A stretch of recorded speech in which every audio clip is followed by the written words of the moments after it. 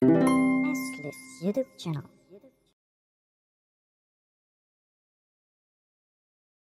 Efek terhadap diri sendiri itu dampaknya kita membuat prediksi yang salah tentang perilaku kita untuk ke depannya gitu. Karena dua cognitive bias tadi mendorong kita untuk mengambil keputusan yang hanya sebenarnya mempertimbangkan keadaan kita dalam jangka pendek dan keadaan pengaruh yang sempit gitu. Karena faktanya teman-teman bahwa emosi kita itu sangat mempengaruhi keadaan mental kita saat ini. Keputusan yang picik yang menyebabkan perilaku kita tidak sesuai dengan kepentingan kita saat ini itu menunjukkan bagaimana empathy gap itu berpengaruh pada diri sendiri. Jadi kita ketika kita berada di salah satu mental yang tadi yang hot atau yang cold, kita mungkin akan membuat keputusan mungkin kalau misalnya marah gitu ya, atau sedang sedih, kita membuat keputusan yang terburu-buru misalnya. Dan yang terburu-buru itulah yang membuat kita bertindak sembrono gitu. Terus ada lagi systemic effect-nya atau ekonomi efeknya atau terhadap orang lain gitu. Dalam systemic effect ini kita perlu memahami dulu atau mengakui kalau kita tuh berada di kondisi mental seperti apa hot, apa yang cold gitu. Karena dalam kita menyadari itu, kita jadi bisa tahu bagaimana kita bertindak ke depannya gitu kan. Jadi kesenjangan empati ini antar pribadi itu bisa juga terjadi karena kita gagal mempertimbangkan bagaimana orang lain dapat terpengaruh oleh emosi kita. Jadi kesenjangan empati juga menjadi salah satu masalah dalam hal kemampuan kita untuk memahami perspektif lain yang dapat menyebabkan konflik. Kita bisa jadi orang yang judgmental, kita bisa menjadi orang yang salah paham dengan reaksi atau situasi orang lain. Nah, makanya untuk itu penting banget untuk kita mengetahui kesenjangan empati ini dengan sadar gitu. Karena ketika kita sadar, kita bisa melawan dampaknya. Aku kasih contohnya aja ya, misalnya mungkin kita tahu pelecehan seksual itu terus ada. Dan masih banyak sekali ketika korban pelecehan seksual itu memberanikan diri untuk bercerita, mungkin kepada teman-teman atau keluarga terdekatnya, seringkali mereka itu malah mendapatkan respon yang kenapa nggak kamu lawan, atau kenapa nggak kamu teriak. Terus misalnya dia setelah mendapatkan pelecehan seksual tersebut, si korban memendam. Terus pasti banyak respon yang kayak, kenapa baru cerita sekarang sih, kenapa nggak dari kemarin-kemarin gitu kan. Nah, respon-respon seperti itu teman-teman yang disebut dengan empathy gap. Karena kalimat-kalimat tersebut merupakan tanggapan dari seseorang yang berada di emotional state yang cold. Yang dengan mudahnya merespon dengan tanggapan yang rasional. Tanggapan-tanggapan seperti itu yang kenapa nggak kamu lawan, kenapa kamu tidak berteriak, itu merupakan kalimat-kalimat orang yang sedang berada di emotional state yang cold ya. Jadi tanggapan tersebut tanggapan yang rasional. Dan tanggapan tersebut merupakan kalimat yang menjudge reaksi korban terhadap sesuatu yang dia ceritakan tersebut. Hal tersebut juga melahirkan keadaan yang mengintimidasi korban pelecehan seksual, sehingga korban seksual gagal untuk mendapatkan pertolongan pertama dan mendapatkan rangkulan dari orang-orang sekitarnya. Jadi kita tuh nggak pernah tahu teman-teman, kalimat sesederhana kita itu dapat memberikan dampak seperti apa terhadap orang lain. Mungkin kalau kita sendiri yang menjadi korbannya, tidak menutup kemungkinan kita juga akan diam, tidak melawan, dan memendam cerita tersebut begitu lama. Nah, lalu bagaimana cara kita menghindarinya? Di sini aku tulis, hampir tidak mungkin bagi kita untuk menghindari pengaruh emosi pada perilaku kita. Mungkin kita tidak dapat mematikan emosi kita dengan cepat ya. Jadi ketika kita marah, sedih itu nggak mungkin langsung kali petikan jari langsung hilang gitu kan. Nah, jadi sebagai gantinya penting bagi kita untuk mengakui dampaknya. Jadi istilahnya itu kita tahu dulu tuh kita berada di emotional state apa kita saat ini. Baru kita berpikir bagaimana kita harus merespon orang lain dan bagaimana kita bertindak kepada diri sendiri. Jadi kita menyadari dulu nih, ya kan, harus kenal dulu kita tuh lagi lagi marah, lagi sedih, atau lagi rasional berpikirnya. Terus agar kita tuh nggak menjudge reaksi-reaksi orang lain, dan juga kita nggak jadi salah paham dengan situasi orang lain. Nah, kesenjangan empati sebagian besar merupakan masalah yang menyebabkan kita salah memprediksi perilaku masa depan kita. Yang berarti memahami bahwa cara kita merasakan itu tidak hanya dengan cara kita berpikir secara rasional. Jadi nggak semua tanggapan itu harus dengan hal-hal yang rasional gitu. Jadi di sini aku nggak hanya menekankan bagaimana ketika kita sedih, marah, kecewa, itu kita harus berpikir lagi dan menyadari emosi itu untuk bisa menekan dampaknya yang kita berikan untuk diri sendiri maupun orang lain. Tapi di sini juga aku menekankan bagaimana ketika kita sedang tidak berada di keadaan mental yang dipengaruhi emosi, kita lagi stabil, tidak merasakan sedih, kecewa, marah, kita bisa menempatkan diri dan memahami perspektif orang lain agar tidak lahir kalimat-kalimat intimidasi dan tidak menjadi orang yang judgmental. Mungkin itu aja yang bisa aku sharing hari ini. Terima kasih teman-teman. Selamat pagi semua ya. Nah, semoga semuanya sehat, keadaan mental yang sehat. Seperti topik kita pada pagi hari ini. Memang kalau bicara mengenai kesehatan mental ya, terus mengenai bagaimana kita bisa berempati, tentunya ini perlu ada skill atau pengalaman yang khusus ya, sehingga ketika kita berhadapan dengan seseorang yang sedang hot ataupun dia lagi cold pun ya, sebenarnya kita juga perlu menimbulkan rasa empati itu ya. Kalau saya boleh sharing, saya ini tipe orang yang tidak terlalu punya empati ya. Saya sulit gitu ya, kelemahan saya lah, sulit untuk bisa berempati terhadap orang lain begitu ya. Nah, cuman memang saya itu menyadari itu sehingga saya mau berubah ya. Yang paling penting kan itu, kita bisa mengakses diri kita, sisi mana yang kita perlu improve ya dalam kepribadian, karakter kita dan lain-lain. Dan untuk belajar berempati memang bukan suatu hal yang mudah, karena kalau kita paksakan jadi seperti pura-pura gitu ya. Kok kayaknya kelihatan banget dipaksa gitu ya. Jadi saya mengalami itu gitu ya, makanya saya bisa kesaksian hal itu gitu. Sulit lah kita kalau yang tidak terbiasa ya, kita terus selalu belajar untuk itu ya. Ini memang bukan hal yang mudah, cuma harus kita lakukan. Kenapa saya juga mau belajar itu ya? Saya pernah satu kesempatan lagi makan bakmi sama teman saya di gereja ya.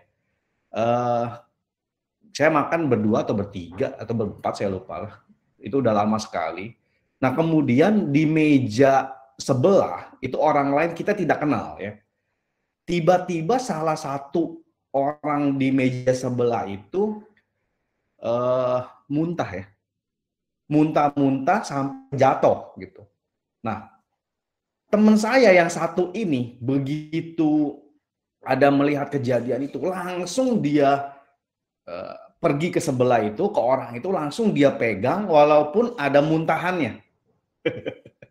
Ya, saya langsung bengong ya, terusan saya bengong. Kalau terutama saya pribadi, ngeri sedap gitu ya, ada muntahan gitu ya. Entah jijik, entah takut penyakit, entah apa, intinya kita diem, kita cuma ngelihat gitu. Tapi teman saya itu dengan sigapnya, dengan cepatnya, dan dengan tanpa memikirkan apa-apa, dia langsung pegang orang itu gitu ya. Mau kena konsekuensi apa itu urusan belakangan, dan tanpa jijik, tanpa merasa enak atau apapun itu gitu ya, langsung aja dia grab, langsung saya tertegun ya. Saya langsung seketika itu juga berapa detik kemudian lah ya, saya merasa malu terhadap diri sendiri. Ya. Kenapa teman saya bisa begitu empatinya, tanda petik ya. Saya nggak tahu itu empati atau bukan, tapi buat saya itu walaupun tidak kenal tapi bisa melakukan itu suatu gift ya, talent di mana teman saya itu bisa berempati terhadap siapapun juga gitu. Tidak memandang-mandang orang, tidak milih-milih orang dengan situasi apapun begitu. Ya. Dan saya dari titik itulah saya belajar walaupun sulit ya, Ya itu, karena saya malu sama diri sendiri gitu. Melihat teman saya kok bisa seperti itu ya. Kok kita bisa banyak pikiran, banyak pertimbangan, banyak kalkulasi untuk melakukan itu. Padahal itu sesama kita membutuhkan pertolongan begitu ya. Nah ini yang saya pikir kita perlu belajar ya kalau kita belum ke arah situ gitu. Nah, yang lagi rame nih di TV ya teman-teman mungkin dengar dan mengikuti perkembangan ya. Ada seorang polisi yang sekarang udah ketahuan ya ternyata pembunuhan berencana ya, itu tersangka ya, dan itu udah dilimpahkan ke kejaksaan untuk di pengadilan. Tapi ada suatu kejadian yang mengiringi, yaitu dugaan tindakan kekerasan seksual ya yang dialami oleh sang ibu jenderal itu gitu. Ya memang di situ saya belajar satu hal ya, bahwa ternyata undang-undang tindak pidana kekerasan seksual itu sudah sangat bagus ya. Jadi tanpa bukti, tanpa saksi, satu orang klaim langsung diproses gitu. Ya, begitu bagaimana negara ya, baik lembaga parlemen, lembaga eksekutif itu memperhatikan kita sebagai warga negara sudah merumuskan, atau saya kurang jelas ya, tapi apakah itu masih rancangan, apakah itu sudah undang-undang, intinya itu mengatur bahwa tidak perlu ada bukti. Ya kan orang kalau di harassment begitu kan, bagaimana mau nyari bukti gitu ya, one to one orangnya kabur gitu kan. Nah sehingga ada peraturan itu ya, kita sangat melihat ini suatu perkembangan yang luar biasa ya. Jadi saya yakin dan percaya banyak yang tidak terungkap, tidak diceritakan begitu ya. Tapi memang kalau saya ikuti perkembangan berita, orang yang mengalami itu biasanya malu gitu ya, tidak declare, kemudian ada undang-undang pun yang mengatur bahwa identitas harus dirahasiakan, wajib, ada tulisan wajib. Ya. Nah, jadi tidak boleh dideklar. Nah ini pengalaman juga ke teman-teman ya, mungkin kalau ada teman kita atau siapapun itu gitu ya, itu mesti dikerjakan atau dibantu secara secrecy supaya tidak memperburuk keadaan psikologisnya ya. Jadi kalau kita mau bantu pun silakan dengan cara yang baik gitu ya, dengan cara yang sesuai dengan aturan begitu. Dan memang kita akan sulit kalau kita tidak mempunyai tadi ya skill ataupun pengalaman dalam menghandle itu ya. Tapi minimal kita bisa yang tadi tanda petik menaruh empati duluan ya. Kita mencarikan jalan ya yang kita bisa. Kita mungkin mengkontak Komnas atau apa ya, Komnas Perempuan begitu ya, untuk bisa membantu menangani itu gitu ya.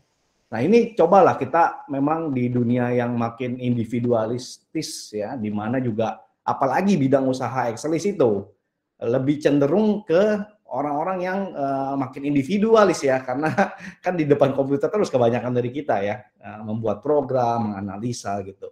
Nah ini kita diingatkan gitu, bahwa itu penting ya, itu penting bahwa state emosional orang itu berbeda-beda. Kita kalau ngomong, komunikasi, interaksi, jangan asal nyablak gitu ya.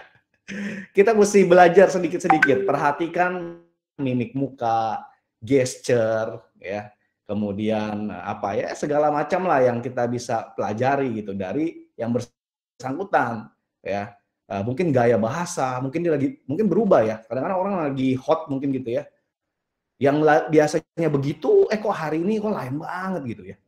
Nah mungkin kita mesti hati-hati gitu dalam mengungkapkan sesuatu, dalam bercanda. Nah yang paling sering ini bercanda nih ya kan, kita ya namanya anak muda ya. Ya, saya masih ingat dulu zaman saya SMA, kuliah, ceng-cengan terus gitu ya.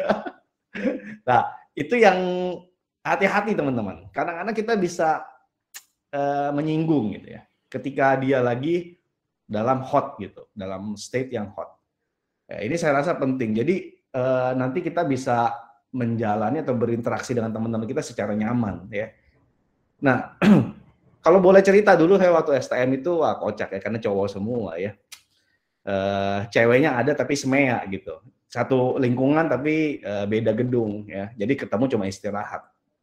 Memang itu kalau bisa dibilang parah ya, saya tidak tahu juga bahwa itu sangat berbahaya ya, karena setiap hari ada aja kita itu ngeledekin orang ya, kita nggak pikirin tuh dia lagi hot apa cold, bodo amat ya. Tiap hari selalu ada drama-drama lah istilahnya gitu. Ya, itu bergilir teman-teman. Jadi dalam kelas itu 28 atau 30 orang itu ada aja yang diledekin, dicengin ya. Jadi sampai karena 3 tahun itu satu kelas terus orang yang sama terus ya, sampai udah kebal istilahnya gitu. Mau dicengin apa juga bodo amat ya. Tapi kalau saya flashback, saya yakin dan percaya ya, akan ada bekas-bekas ya, akan ada torehan-torehan yang tidak bisa hilang begitu di antara teman-teman saya itu. Nah, kenapa saya katakan itu? Karena kita akhirnya kan reunian ya, kita alumni STM itu reunian, terus masuk dalam satu grup WA, kemudian kita merasa ya kalau ngomong ini udah mulai merasa ya, lu dulu gini gitu, udah mulai diungkit-ungkit gitu. Ya, yang mungkin kita nggak merasa waktu itu, jadi kita lupa apa iya gue pernah begitu dulu gitu ya. Saya lihat perbincangan teman-teman di grup itu, yang satu ngungkit terus gitu, terus teman saya satunya, lu ngarang aja lu, gue nggak merasa gini gitu kan, jadi lupa gitu kan. Nah, tapi ternyata torehan itu berbekas terus. Nah, ini yang perlu kita hati-hati ya. Dalam ya, balik lagi pertemuan minggu lalu kita diingatkan soal etika ya, juga itu terkait menurut saya ya. Jadi secara etis bagaimana sih kan gitu. Ingat, empati itu ialah dari dalam hati ya, ketika kita mempunyai sesuatu perasaan yang lebih memikirkan orang lain ya, yang bukan hanya dari luar tapi dari dalam ya. Empati itu seperti kita mau menempatkan diri kita dalam posisi orang di seberang kita itu ya. Bagaimana kalau saya jadi dia, saya merasakan langsung ya. Saya mau merasakan apa yang dia rasakan saat ini, itu empati. Ya, kalau simpati kan paling misalnya simpati ya. Saya berduka cita gitu ya, sampai situ ya. Tapi apakah duka cita yang benar-benar lagi dia rasakan kita mau merasakannya juga ya, sampai sejauh itu enggak? Apakah hanya sekedar ucapan selamat turut berduka cita? Apakah kita ikut benar-benar sedih juga seperti yang dia rasakan? Kalau kita ikut maka itu empati ya. Nah, ini yang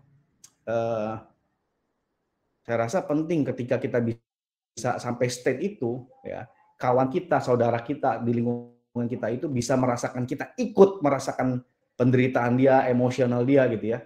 Pasti orang itu akan berbalik ya, bahwa dia bisa melihat, wah gila ya temen gue bisa sampai begitunya ya. Gue lagi dalam posisinya, dia bisa sangat-sangat memperhatikan gitu. Nah, beberapa bulan lalu saya dikabari ya sama salah satu karyawan Exelis ya. Kebetulan di departemen yang saya naungi ya. Sekarang udah bukan di Exelis lagi. Waktu sebelum COVID ya, 2019-an akhir itu kakaknya dipanggil Tuhan karena kanker ya. Nah, kemudian pas COVID tahun 2020 ibunya kena COVID. Bayangin ya, 1 tahun berselang 2 anggota keluarga dipanggil, teman-teman. Dan terakhir yang beberapa bulan saya ketemu dia baru mengabari istrinya dipanggil Tuhan. Jadi dalam kurun waktu berturut-turut 1 sampai 2 tahun itu, 3 anggota keluarga dia terdekat dipanggil Tuhan. Saya sampai, "Are you okay bro?" Maksudnya saya mau ketemu kamu gitu. Saya yang tidak biasa ya tadi saya bilang ya. Biasa saya cuek, nggak bisa begitu. Tapi dalam satu titik itu karena saya kenal dia sudah cukup lama gitu ya. Saya ikut sedihnya luar biasa gitu. Saya tidak bisa membayangkan karena saya belum lama ini juga kan mama saya dipanggil Tuhan ya. Baru mama aja 1 orang gitu. Saya tuh udah waduh sampai gimana gitu ya. Ini 3 orang ya. Jadi saya bilang saya ikut berduka cita, tapi saya tahu yang saya rasakan ikut sedih ini saya tidak ada bandingannya yang lagi kamu rasakan gitu. Saya tahu tidak sama gitu. Saya tahu itu akan berat sekali. Jadi sebenarnya saya mau ketemu kamu, kita ngopi-ngopi, kita ngobrol-ngobrol lah ya supaya kamu ini. Tapi ya waktu itu dia bilang saya lagi guncang banget, jadi ya udah, maksudnya you take it your time. Kamu udah ke dokter belum? Iya Pak, saya sampai ke psikiater kata dia. Sampai ya kalau psikiater itu berarti pakai obat ya. Kalau psikolog itu belum pakai obat. Sampai ke situ. Ya. Cuma kan nggak boleh ketergantungan ya. Jadi saya lagi dalam posisi mendoakan terus dan saya lagi kontak-kontak ya, frequent lah, sebulan sekali paling lama gitu ya, supaya orang ini, ya ini udah punya anak ya, bayangin ya, udah punya anak 2, sampai dia tidak bisa handle anaknya gitu ya, harus keluarganya menghandle. Saya tahu lah itu berarti dalam sampai benar-benar depresi yang sedalam-dalamnya ya. Ya itu dia tidak bisa menolong diri dia sendiri ya, kecuali ya tentunya Tuhan yang Maha Kuasa ya, yang bisa menolong dan sekitarnya dia gitu, yang mau dan peduli kan gitu kan. Ya, puji Tuhan ya saya belum lama ini juga kontak dia lagi ya, berapa hari atau apa ini ya, saya lupa ya kapan nih. Dia bilang sudah lumayan. Nah, ya. Kalau sudah lumayan berarti kan ada progres, yang penting itu saya pikir ya. Memang kita tidak bisa mengharapkan, "Oh, udah lu lupain, ngapain lu stres mulu?" Nggak bisa gitu ya. Nggak bisa gitu, itu perasaan ya. Jadi ini perlu bertahap dan progresif gitu supaya bisa kembali keadaan mental yang baik seperti sedia kala. Ini yang saya terus mendoakan dia ya. Ya saya sih berharap dia bisa membuka pintu untuk saya bisa ajak dia ngopi bareng ya, ngobrol-ngobrol lagi ya, supaya ya tetap ya ada pertemanan gitu kan ya, yang benar-benar juga sebenarnya bisa berempati sama dia gitu, ikut merasakan. Gitu. Ya, itu dari saya ya, nggak panjang-panjang. Mungkin teman-teman ada yang mau sharing atau melanjutkan, silakan. Terima kasih. Semalam baru kejadian ya. Jadi saya pulang dari gereja gitu ya. Terus suasana itu agak udah agak malam itu ya. Terus juga agak mulai rintik-rintik gitu ya, tapi belum sampai gerimis lah, tapi udah agak mulai rintik-rintik gitu ya. Itu lagi di depan lampu merah, jadi lagi berhenti lampu merah. Tiba-tiba mobil saya dihajar dari belakang gitu, ya, jadi buk gitu, waduh. Saya langsung turun. Pelajaran juga sih ya, waktu turun itu saya langsung jadi fokus memperhatikan orang di belakang itu, tapi padahal mobil itu masih nyala, walaupun pintu tertutup. Sebenarnya itu kan nggak boleh juga ya, nggak terkunci gitu ya. Ya itu kan bisa aja orang bisa masuk atau ambil dompet atau ambil HP gitu ya. Tapi ya, bersyukur lah itu nggak ada apa-apa gitu ya. Cuman karena saya melihat yang di belakang gitu ya, terus ngelihat udah orang jatuh gitu loh. Ya jadi motornya itu rusak gitu ya. Bumper saya udah penyok habis, ya orang buk gitu kenceng banget gitu ya. Dan ini ada bapak-bapak tua yang mengendarai motor itu tergeletak dan kemudian sakit teriak gitu. Sakit gitu ya. Waduh, saya bingung dalam situasi itu gitu ya. Cuman memang perasaan saya sih nggak panik gitu ya. Perasaan saya nggak panik gitu.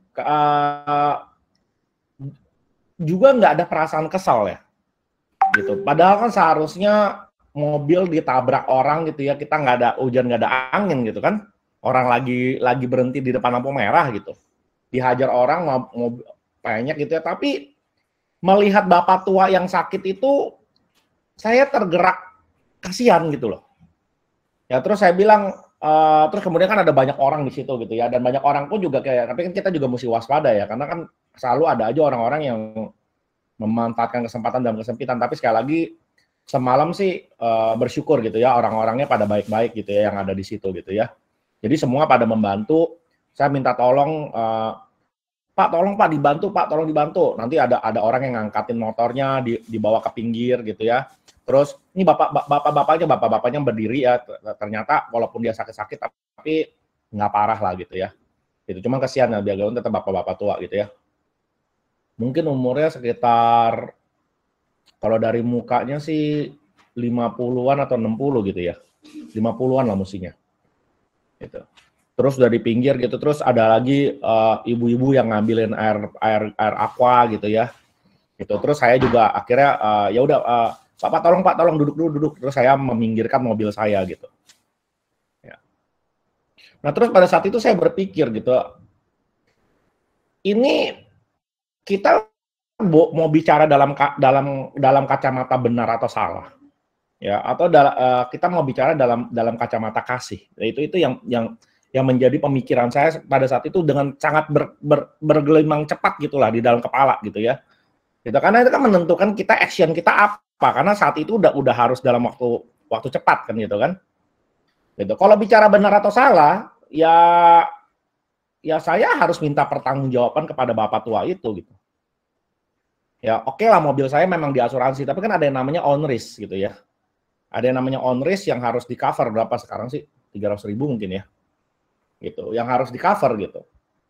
Tapi yang ngelihat ini bapak udah tua, terus juga lagi sakit-sakit bilangnya gitu kan.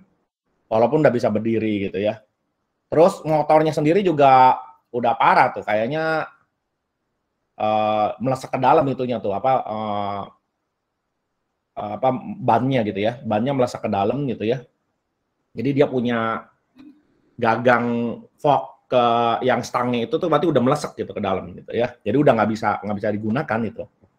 Ya, terus kasihan lagi belum motornya seperti itu gitu. Nah, pertama saya yakin ya di dalam mindset si bapak tua itu sadar bahwa diri dia salah ya. Jadi supaya dia juga kadang-kadang kan orang juga supaya diberikan ketenangan lah gitu ya, supaya diberikan ketenangan setelah udah di pinggir dia udah minum udah tenang gitu ya, banyak orang berkerumun gitu ya, terus ada yang udah nanya, Pak bapak kenapa Pak gitu, nggak kelihatan atau gimana atau apa, udah ada yang nyalain gitulah ya. Syukurlah bukan saya yang disalahin karena memang posisinya sangat jelas sih ya, benar-benar lampu merah gitu ya. Gitu, kadang-kadang kan orang susah juga ya, kalau orang bilang di Indonesia mau mobil mau motor, kalau terjadi ketabrakan pasti yang salah yang mobil, kan selalu begitu orang bilangnya. Nggak peduli yang salah siapa, yang mobil yang disalahkan. Tapi ya bersyukur malam itu orang bisa melihat dengan jelas bahwa memang saya lagi diem-diem doang di depan lampu merah gitu loh.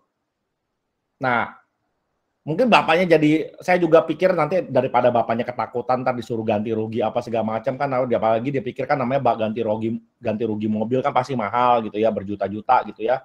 Saya langsung bilang ini, Pak bapak tenang ya, mobil saya ada asuransi, saya bilang gitu ya. Saya langsung gitu dah, dia udah mulai tenang tuh ya, mobil saya ada asuransi, motor bapak pun kan juga ini udah rusak ya, saya juga ngerti bapak udah kesian nih, udah sakit-sakit begini. Bapak kalau mau motornya juga ikut diperbaiki, asuransi saya tuh ada mengcover third party. Ya. Jadi kalau ada terjadi tabrakan yang di-cover tuh bukan cuman yang ditabrak doang, tapi juga yang nabrak juga di-cover. Gitu. Kalau Bapak mau, motor Bapak pun bisa diperbaiki oleh asuransi saya. Gitu loh. Tetapi ini harus ada laporan polisi karena memang prosedurnya seperti itu. Ini harus ada laporan polisi untuk menjelaskan kecelakaannya terjadinya seperti apa gitu loh. Nah ini kan kalau kalian tahu lampu merah BSD itu ya, kalau kalian tahu daerah BSD ya, lampu merah BSD itu di Jalan Raya BSD yang dari arah Pasar Modern BSD gitu ya, menuju ke ITC BSD, sebelah kiri itu ada pasar mobil lah. Nah saya pas di lampu merah yang sebelah kiri pasar mobil, sebelah kanannya tuh ada kantor polisi gede tuh. Ya itu apa tuh, Polsek, Polres ya kali ya, gede banget lah pokoknya gitu. Ya. Nah, jadi saya bilang itu di depan ada kantor polisi, yuk kita sama-sama ke sana supaya motor Bapak juga bisa di-cover sama asuransi kecelakaan saya. Cuma mungkin si bapak-bapaknya ketakutan atau gimana gitu ya. Udah Pak, nggak usah Pak gitu loh. Ya udah, kalau udah nggak usah kan berarti bapaknya memang nggak mau kan. Gitu. Nah, terus saya bingung juga nih, terus jadi mesti gimana kondisi seperti itu? Kalau saya pikir, ya udah kan saya udah nawarin, udah melakukan yang terbaik. Terus saya main jalan aja, apakah juga tetap kita menunjukkan empati? Ya, dalam kacamata ini kan kita lagi bahasnya empati kan. ya. Om bapaknya juga lagi bingung, terus gimana dia pulang? Terus bagaimana itu motornya kayak begitu? Kayak juga jadi bingung juga gitu ya. Nah, terus ada salah satu yang di situ gitu ya, itu mungkin pekerjaannya kurir kali ya. Pekerjaannya kurir gitu. Jadi baru pulang gitu ya. Bapak rumah di mana, Pak? Langsung nanya gitu ya kan. Oh, saya rumah di Jalan Kehakiman, dibilangnya begitu. Waduh, rumah saya juga dekat situ, Pak. Udah, Bapak ikut saya aja pulang gitu loh. Terus motor saya bagaimana? Nah, kita bingung kan. Nah, terus akhirnya kita, oh ya udah coba apa kita titipin ke pasar mobil Kemayoran, pasar mobil Kemayoran, pasar mobil MBSD itu. Kita coba ngobrol sama security gitu ya. Terus langsung saya sama si Mas itu masuk ke pasar mobil. Ya, terus cari security, terus minta tolong supaya motornya bisa dititipin di situ. Lalu supaya bapaknya ini ya bisa diantar pulang sama Mas ini gitu ya. Nah, saya berpikir sih Mas ini juga udah begitu baik sekali ya gitu. Jadi dia kan juga karena kemanusiaan dia gitu ya, karena kemanusiaan dia juga tergerak untuk melakukan itu gitu ya. Akhirnya saya berpikir wah kayaknya memang ada baiknya orang ini juga saya dukung lah gitu. Jadi saya ada kasih duit gitu loh ke orang ini. Saya bilang ke Mas ini si bapaknya kesian, tolong dibantu ya Mas ya gitu. Terus saya titipin duit ke dia gitu loh. Waduh Pak, terima kasih nih Pak, gini. Ya udah nggak apa-apa Pak, yang penting buat si bapak itu kan yang paling utama gitu. Pak, tenang aja Pak, tenang Pak. Jadi akhirnya si orang ini akhirnya, ayo Pak gini ya kan. Nah, cuman memang orang kadang-kadang cara berpikirnya aneh ya dalam situasi seperti itu gitu ya. Si bapak itu ternyata nggak mau diajak pulang, gitu loh. Aduh, kalau udah gini saya udah mulai, lah terus mesti gimana lagi gitu ya? Ya, nggak mau diajak pulang, dia mau motornya itu dicariin mobil bak, mobil kijang gitu ya. Tapi dianya mau ngangkut gitu loh, dia mau bayar sendiri gitu lah, intinya begitu. Ya, tapi dia intinya mau dicariin mobil kijang, dia intinya mau langsung pulang pakai mobil kijang itu, dia nggak mau diantar sama si Mas itu gitu ya. Dia minta tolong cari mobil kijang, malam-malam mau cari mobil kijang bak terbuka gitu, mau cari di mana gitu ya kan, kita juga bingung kan. Terus mau gimana gitu. Nah terus yang si mas-masnya itu udah mulai nunjukin kekesalannya dia tuh. Udah Pak, ini kan udah motor udah diangkut, udah ditaruh di security, udah aman gitu loh. Udah Bapak pulang aja dulu, nanti kan besok bisa dipikirin sama keluarga Bapak gitu loh. Enggak, saya masih mau tetap ini. Waduh, nah, saya udah tahu nih kalau udah urusan sama bapak-bapak yang seperti ini agak susah nih ya. Kalau soalnya berarti orangnya agak keras kepala gitu kan. Mesti gimana lagi gitu. Ya, di titik itu saya pikir juga, sudahlah ya. Udah orang dibantu juga, ya kita mesti ngelihat takaran juga gitu ya. Ada orang yang memang bisa dibantu, ada orang yang memang menyulitkan diri dia sendiri untuk dibantu. Nah, kita mesti memahami itu juga. Ya, akhirnya saya tahu nih kalau kayak begini nah jadi repot nih gitu ya. Jadi udah nggak menyelesaikan. Kita udah kasih solusi, orangnya nggak mau gitu kan. Akhirnya saya bilang begini aja ke Mas ya, Mas, mohon maaf ini saya mesti jalan juga gitu ya. Kalau terus begini saya juga nggak tahu mesti gimana gitu kan. Saya titip sama Mas deh, tolong dibantu Mas gitu loh. Oh udah tenang Pak, pokoknya Bapak jalan aja dulu gitu ya kan, nanti saya urusin sama Bapak ini. Ya udah, akhirnya saya jalan. Ya memang terlepas akhirnya begitu gitu ya, saya juga nggak tahu apa yang terjadi akhirnya gitu ya. Dugaan saya sih tetap akhirnya si Bapak itu pulang sama Mas itu. Dugaan saya ya, gitu loh. Karena kan udah kondisi kayak begitu, gimana lagi gitu kan. Gitu. Atau si Masnya itu mampu mencarikan kijang bak gitu ya, saya nggak tahu. Tapi yang saya renungkan semalam ya setelah kejadian gitu ya, pertimbangan yang sangat cepat itu kan juga saya nggak kepada saat kejadiannya tuh mikirnya kan nggak bisa lama gitu ya, karena kan kok masalah di depan mata gitu. Tetapi sesudah kejadiannya ketika saya merenungkan, memang perspektif kita itu harus sudah mulai bergeser ya, bukan cuma sekedar bergeser benar atau salah gitu loh. Ya. Bukan cuma sekadar bergeser benar atau salah, tapi bagaimana kita bicara soal value kita di Excel sendiri yang kita selalu dengungkan, being the light ya, menjadi cahaya gitu ya. Ya kalau menjadi cahaya itu memang perspektifnya tidak hanya menunjukkan kamu siapa yang benar dan siapa yang salah. gitu. Tetapi kan menerangi kegelapan gitu loh. Ya itu value dari kita being the light itu gitu.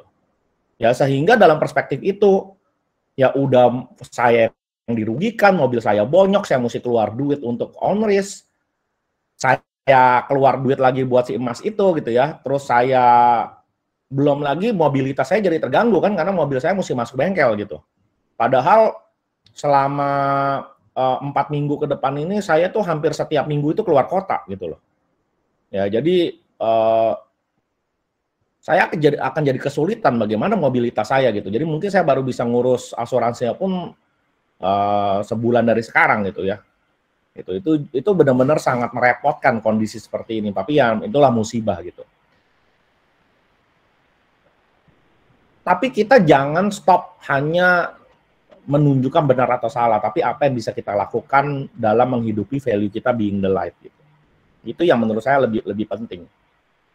Ya. Nah, di dalam pekerjaan kita ya, kita juga akan menemukan hal-hal seperti itu gitu. Ya. Udah jelas siapa yang benar, siapa yang salah. Misalnya ya, sudah jelas kita berada di pihak yang benar misalnya seperti itu. Tetapi action kita itu tidak harus selamanya cuma semata-mata karena posisi saya sudah benar ya udah gitu loh. Nggak semata-mata seperti itu lalu kemudian menuntut apa hak kita atas kebenaran kita itu gitu. Tapi kita juga tetap mesti memikirkan di aspek-aspek lainnya gitu. Ya itu yang menjadi pembelajaran soal empati ya yang misalnya kalian ngelihat aduh nih teman kalian misalnya kok udah dijelasin kagak ngerti-ngerti misalnya begitu ya, atau anak buah kalian yang mungkin